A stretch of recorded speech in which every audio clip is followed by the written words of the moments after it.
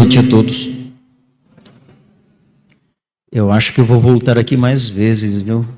Vocês batem palma para mim, isso é bom. Gostei. Que Jesus, nosso mestre e amigo, possa, nesta noite, nos trazer ao coração a alegria de nos reencontrarmos sempre. Para mim, em especial, uma noite fantástica. Reencontrei aqui dois amigos que não nos víamos há muitos anos, o Jaime e a Elvira. Trabalhamos juntos. Quando eu era, os cabelos ainda eram escuros, então faz alguns dias. Muito feliz em vê-los. Posto de emergência, hospital de almas. Quando ouvimos esta música, nos remetemos à caminhada de um homem que nos trouxe de forma simples, objetiva, sem qualquer orgulho ou vaidade, as lições que se transformaram em luz para os nossos passos no decorrer das nossas existências, das nossas encarnações. Quando Jesus esteve entre nós, meus irmãos, trouxe também a fantástica reflexão sobre o perdão, sobre a simplicidade de coração. E o tema nosso de hoje é bem curto. E tu, por que não me segues? Quando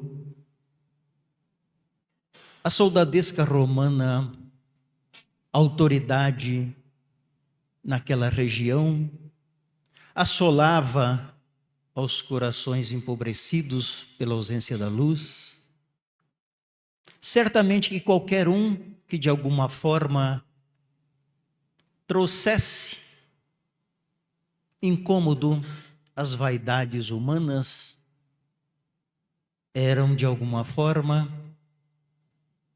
caçado, preso, dilapidado. Quando o doutor da lei, exímio advogado e orador, ouviu que em uma determinada casa daquela cidade havia um jovem que trazia uma mensagem renovadora e falava aos corações simples. Interessou-se ele porque, de alguma forma, trazia uma mensagem que lhe perturbava o coração. Certamente que Saulo, doutor da lei, sequer imaginava que, ao ouvir aquela notícia, iniciar-se-ia ali uma das mais fantásticas caminhadas rumo ao conhecimento, rumo à transformação de um homem em benefício de todos nós. Porque se não fosse por ele, não estaríamos aqui hoje falando de Jesus. Porém, ao chegarmos naquele recinto, ao ouvir a mensagem daquele jovem da Boa Nova, sequer soubera ele que aquele mesmo jovem havia sido em algum instante, tempos atrás, apreendido pela autoridade romana, porque trazia aos corações o consolo do Messias. Atirado às galeras, como escravo e prisioneiro, viajara por algum tempo e, por contrair doença contagiosa, fora jogada na costa, a fim de que não morresse e contagiasse toda a embarcação. Recolhido por alguns homens que caminhavam na praia, quem sabe a meditar os ensinamentos do carpinteiro Galileu, fora recolhido e levado a determinada casa, a casa do caminho, onde os infelizes, estrupiados, necessitados e pobres eram acolhidos, consolados materialmente pelo recurso do alimento e da vestimenta, recebiam também o alimento da alma, do Evangelho da Boa Nova. Ali estava o jovem Estevão, que fora recolhido pelos homens, aqueles que seguiam a Jesus e que de alguma forma tentavam trazer àquele povo a esperança e a fé. Em agradecimento, aquele posto, aquele hospital de almas, ele então, na presença de Pedro e de todos os discípulos, pede a permissão para expor aquilo que houver aprendido. E começa a expandir-se então o lumen daquele jovem, chegando até Saulo. Ele certamente, doutor da lei, no orgulho, no alto do seu posto, junto ao doutorado, certamente que precisava conhecer um pouco mais, porque se aquela mensagem fosse fútil, como disse o seu mestre Gamaliel ao ser consultado em data certa, passaria. Mas, se tivesse fundamento, permaneceria. Saulo encaminha-se então à casa do caminho, a ouvir a explanação do jovem Estevão. E naquela noite em especial, ele falava sobre o perdão. E não poderia ser diferente. Porque um movimento de revolta contra aqueles que seguiam aos preceitos cristãos e tinham este nome em razão do encontro de Lucas, João, de Lucas, Pedro e Saulo. Jamais poderia ele imaginar que mexeria tanto com seus princípios. Como podia alguém que houvera passado pelas galeras, prisioneiro e escravo, falar sobre perdão? Ao fim da palestra, levanta-se Saulo e contesta ao jovem Estevão. E afrontado pelo mesmo, se sente agredido. Sente-se que Jesus então estava agredindo-o na pessoa de Estevão. Como pudera ele, o doutor de todos eles, ser afrontado por um simples escravo? E não poderia deixar de buscar argumentos e fundamentos, porque é assim, meus irmãos, que a espiritualidade não comprometida com a luz busca atravancar, atrapalhar, atrasar a caminhada do progresso daqueles que buscam o conhecimento e a transformação. Saulo, certamente, que se incomoda com a mensagem e quer saber mais a respeito de Estevão. Vai recebendo as informações e decide então que ele não poderia continuar. No interregno deste tempo, convidado a compromissos sociais, conhece em uma reunião festiva uma jovem de beleza extraordinária, de nome Abigail. Enamora-se à primeira vista, como muitos de nós às vezes, em espíritos afinizados, nos reconhecemos depois de longa data. E ele então, enamorado daquela jovem, descobre que estaria ali a mãe dos seus filhos, aquela que daria a ele a família desejada.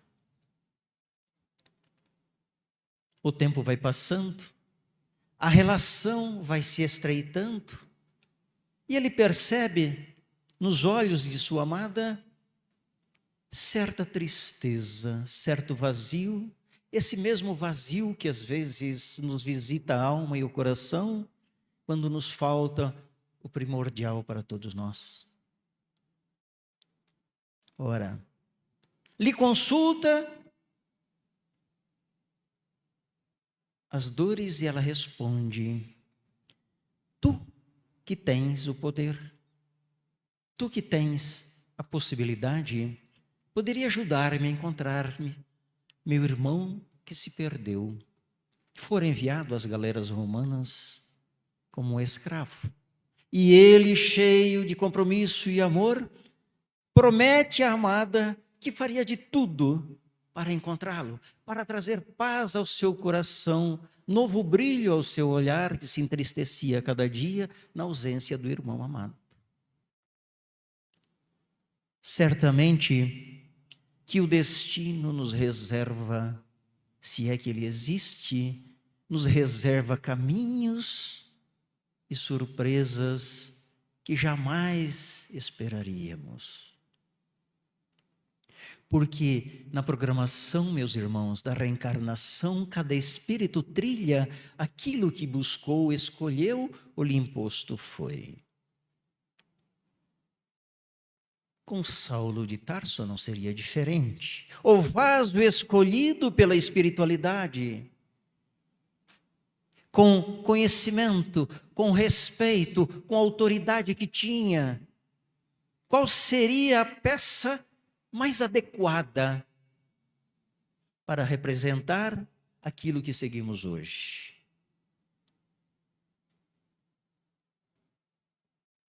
Aquele que perseguia os cristãos se compromete, o tempo vai passando e a perturbação das mensagens de Estevão cada vez se acentuam mais naquela alma empobrecida pela ausência do amor. Ele então resolve prendê-lo. Prendendo-o, julga-o. Julgando-o, condena. E condenando-o, leva-o à arena das execuções. Naquela época, as mulheres eram privadas de inúmeras situações da sociedade do tempo. A elas era permitido comparecer à execução somente para consolar o moribundo no suspiro final. Abigail pede então ao noivo a possibilidade de visitar aquele momento. E ele então lhe concede e lá se vai.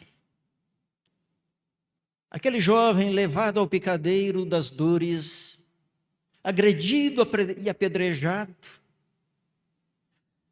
com os olhos voltados ao alto, bradando o nome do Cristo, jamais se dobraria aos caprichos do rabinato daquela época.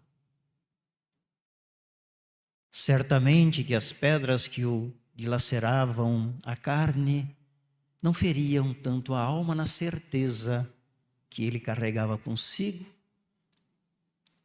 das palavras de Jesus.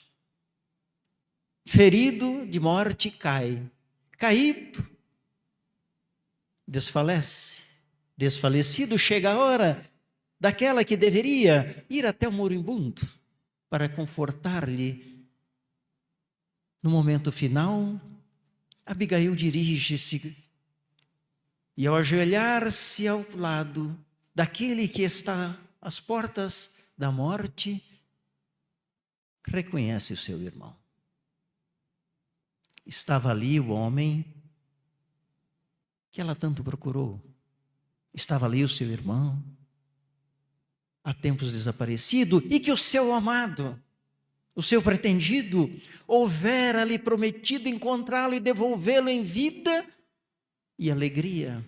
E ela o encontra em sangue e morte pelas mãos daquele que ela amava. Como disse, meus irmãos, às vezes o roteiro das nossas reencarnações nem sempre atendem os ensejos e os desejos que buscamos no conforto das nossas verdades. Ela, ao perceber que o seu irmão ali está ferido de morte, ficamos imaginando o sentimento que corre pelo seu coração. Levanta-se, olha ao amado na tribuna, a observar a cena que ele não entendia como podia a sua amada abraçar aquele homem, beijá-lo, acariciá-lo, quando somente deveria colocar sobre ele a toalha da morte. Desce e confronta-se com a verdade mais dura que puder ouvir.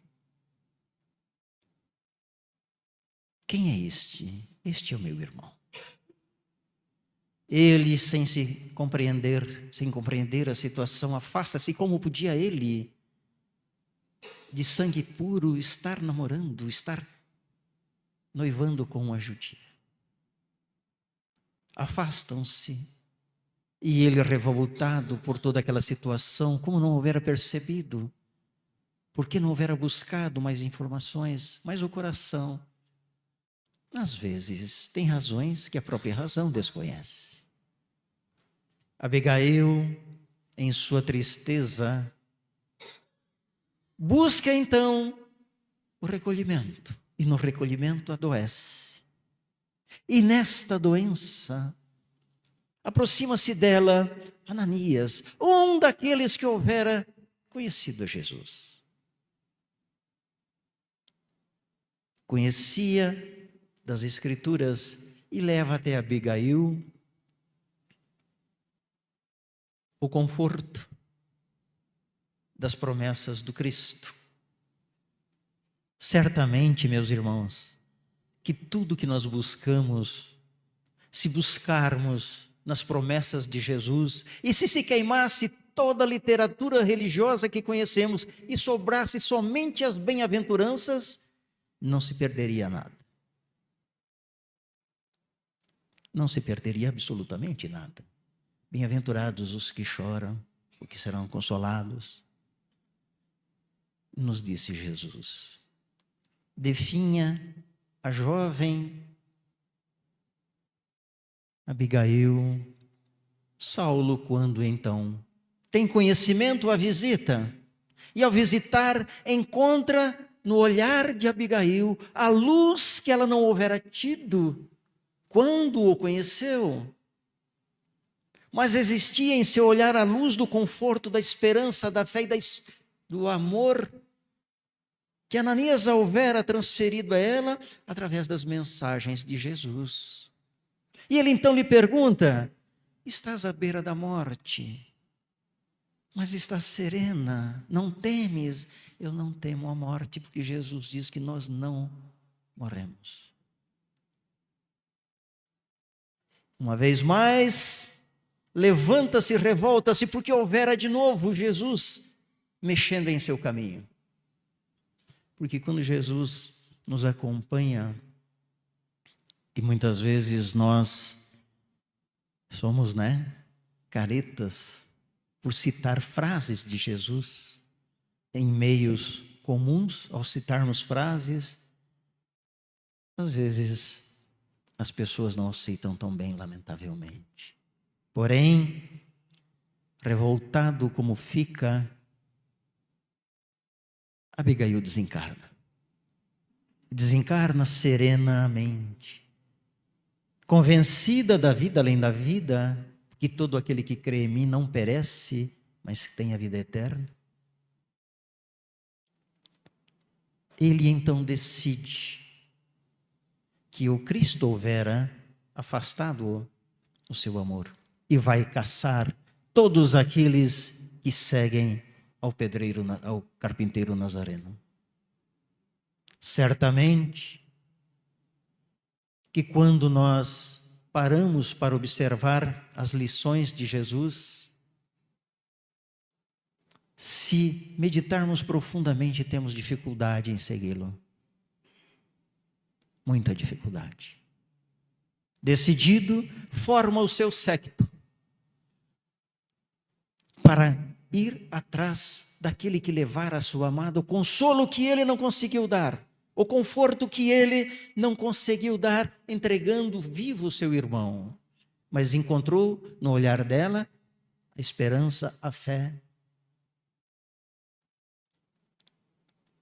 A caminho de Damasco, para onde for Ananias, fugindo do algoz dos cristãos, Saulo para lá se vai. E ao chegar às portas da cidade, e eu costumo dizer, a nossa casa se chama Caminho de Damasco, porque é a oportunidade que nós temos da transformação, do entreposto do Hospital de Almas que eu vi aqui. Qual é o nosso caminho de Damasco? Quantas vezes nós trilhamos este caminho? Porque ao chegar às portas, ao sol de meio-dia, este homem então sente sobre si uma luz e ao olhar para ela cega-se, e ao cegar-se cai do cavalo. E ao cair, ao meio olfato que o envolvia, observa uma silhueta tão brilhante ou mais do que a própria luz que o cegava. Quem és tu? Indaga ao ouvir: Saulo, Saulo, por que me persegues? Quem és tu, Senhor? Eu sou Jesus. Em nossas dores, em nossas cegueiras, nos desvios dos caminhos das nossas vidas, meus irmãos, quantas vezes nos cegamos, fechamos os nossos ouvidos para a espiritualidade de luz a nos trazer as respostas, as consolações. Jesus não prometeu que nos livraria da dor. A doutrina espírita não nos promete que nos livra da dor, mas nos ensina a resignação, a compreendermos, a entendermos em como lidar com estas situações.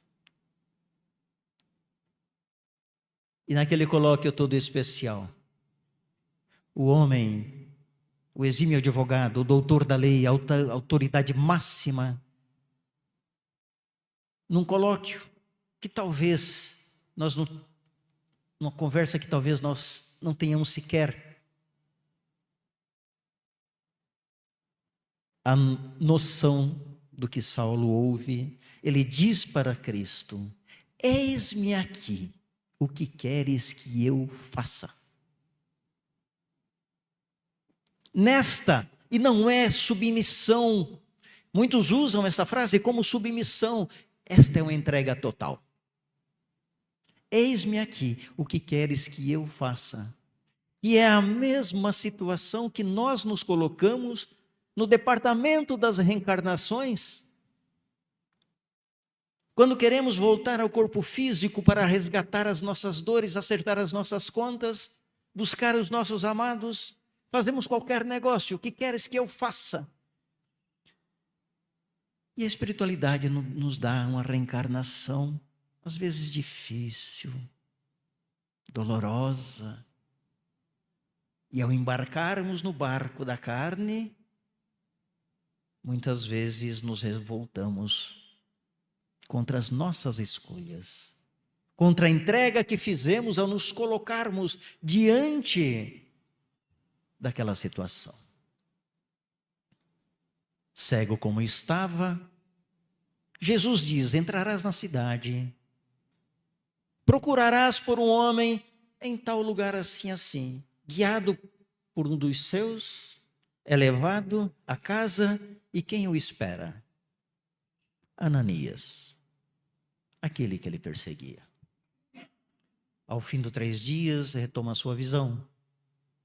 E retomando a sua visão, não abandona o compromisso que fez, a entrega que deu, porque nós, nas nossas dores, quando buscamos as casas espíritas para nos aliviarmos, nos dão 6 passes, tomamos 4, estamos bom, vamos embora. Esquecemos de devolver ao hospital das almas um pouco de nós mesmos. Ele não esqueceu. Vai para a sinagoga falar de Jesus. Qual vaso seria melhor escolhido que o homem que caçava os cristãos para defender o Cristo? Qual seria a ferramenta mais adequada que a espiritualidade teria como argumento se ele segue ao Cristo, a quem tanto perseguiu? O que tem de diferente nesse homem, nesta doutrina?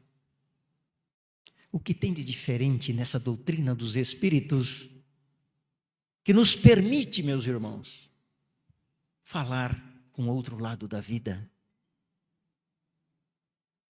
Buscar as nossas origens, nos dar a possibilidade de entendermos o retorno aos corpos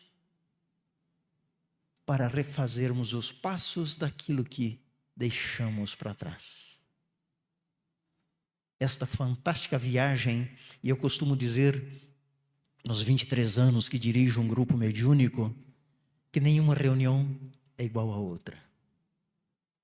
E cada dia mais fico maravilhado por aquilo que a espiritualidade nos permite e nos dá como consolo. E nós muitas vezes não entendemos. Saulo, ao decidir trocar o nome para Paulo, vai para o deserto e por lá fica por um tempo. O tempo necessário de maturação para que o seu coração, para que as nuvens que ainda pairavam sobre ele se desfaçam. Retorna, vai buscar a casa do caminho. Antes, porém, sem ser despojado pela família, abandonado pelos amigos, ele enlouqueceu. Sozinho, abandonado, vai bater a porta da casa que ele perseguiu. Alguém diz a Pedro: está aí o doutor da lei. Como assim? Está aí o doutor da lei. Não deixe entrar de forma nenhuma. À noite, a esta hora? Não. Diga para voltar amanhã. Vai então Paulo, arrumar um lugar qualquer para dormir. E ali, na sua solidão, nesta mesma solidão que nós imaginamos que estamos, quando os nossos irmãos invisíveis silenciosamente enxugam as nossas lágrimas, a nos confortar, ele então, no silêncio da noite, em volta daquela fogueira, começa a reclamar das suas dores, a meditar sobre as suas dificuldades. E Estevão então apresenta-se juntamente com Abigail. E eu fico imaginando que encontro. E ele então começa a reclamar e Abigail diz: espera, argumenta ainda do desprezo, perdoa, reclama da forma como foi abandonado. E ela diz: ama, apenas ama. Quantos de nós amaríamos os nossos amigos que nos abandonaram nos momentos mais difíceis que nós precisamos deles? Seguir a Jesus, meus irmãos, é renúncia. Seguir a Jesus não é ir pregar em praça pública. Seguir a Jesus é levantar os caídos. Seguir a Jesus é fazer fora daqui, quando sairmos daqui, aquilo que ouvirmos aqui dentro. Isso é seguir a Jesus. Certamente que não estaríamos falando a respeito se Paulo não fosse tão intrépido, tão persistente, tão eloquente, tão incisivo como foi. Um espírito capacitado, missionário. E aqueles que o seguem têm a certeza de que Jesus estará sempre conosco. Em outubro de 2003, nas montanhas da Pensilvânia, ali estava uma comunidade Amish instalada há muito tempo. E a comunidade Amish, ela é extremamente simples, distante de qualquer tecnologia. E as fazendas dos Amishes produzem aquilo que eles necessitam e o que eles não conseguem retirar da terra, através do leite que vendem na cidade, complementam aquilo que precisam. E havia um motorista que fazia a coleta nas fazendas para levar o leite para a cidade, vender e trazer então os recursos aos Amishes. Este homem, porém, em um histórico doloroso, houvera perdido seu primogênito, que havia por volta de 7, 8 anos desencarnado, e ele culpava então a Deus pelo desencarne do seu filho. Ao visitar aquela comunidade para retirar o leite e levar para a cidade, naquele dia aquele homem comete uma atrocidade. Entra numa escola, prende as crianças e os professores, atira em todos eles, matando 5 e deixando 5 crianças feridas. Na sequência, atira em sua cabeça e sai da vida pelas portas do suicídio. Uma comoção mundial. Quem se lembra desse fato? Quem não se lembra, dá um Google que vai ver o que aconteceu. Mas Emmanuel nos diz que, embora não nos pareça, o mal sempre trabalha a serviço do bem. E aquela comunidade, cristã como era, seguia os preceitos de Jesus na sua essência. Aquele homem morto tinha mais 2 filhos. Seus pais e a sua esposa ficaram em casa.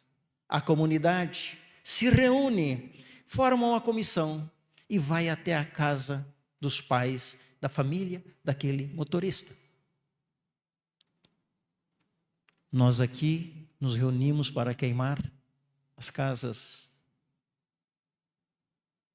dos que praticam o crime. Lá chegando disseram: nós viemos aqui nos confraternizarmos e dizer a vocês que nós os perdoamos. Existia dor, mas não existia revolta. Abraçam-se e choram, porque se lá havia 5 crianças mortas, aqui também havia um pai que perdeu um filho que perdeu um pai, uma esposa que perdeu um marido. E esta comunidade abraça aquela família de tal forma que juntos vivem a sua dor, não a sua revolta. Enterradas as crianças, o mundo envia para aquela religião, para aquelas famílias, todo tipo de auxílio, dinheiro, víveres, roupas, e novamente a comunidade divide igualitariamente com a família do motorista. Isto é Jesus. Isto é seguir a Jesus. Porque eles estavam ali fazendo exatamente aquilo que o Cristo nos ensina. Fazer o bem sem olhar a quem, perdoar quantas vezes for possível. E perdoar é ter a certeza de que o que nos feriu vai nos ferir 1, 2, 3, 4, 5 vezes, 7 vezes, 70 vezes. Então, meus irmãos, Jesus nos dá uma oportunidade todos os dias, a espiritualidade nos dá uma oportunidade todos os dias, ao acordarmos no corpo da carne. E nós, por que não seguimos a Jesus no perdão, no auxílio, na paciência, na resignação? É preciso pensarmos. É preciso pensarmos. Que Jesus, nosso Mestre, no seu amor e na sua luz, e que o que ele deixou escrito em João 14:1 jamais saia dos nossos ouvidos. Não se turbe o vosso coração. Credes em Deus, credes também em mim. Muita paz a todos.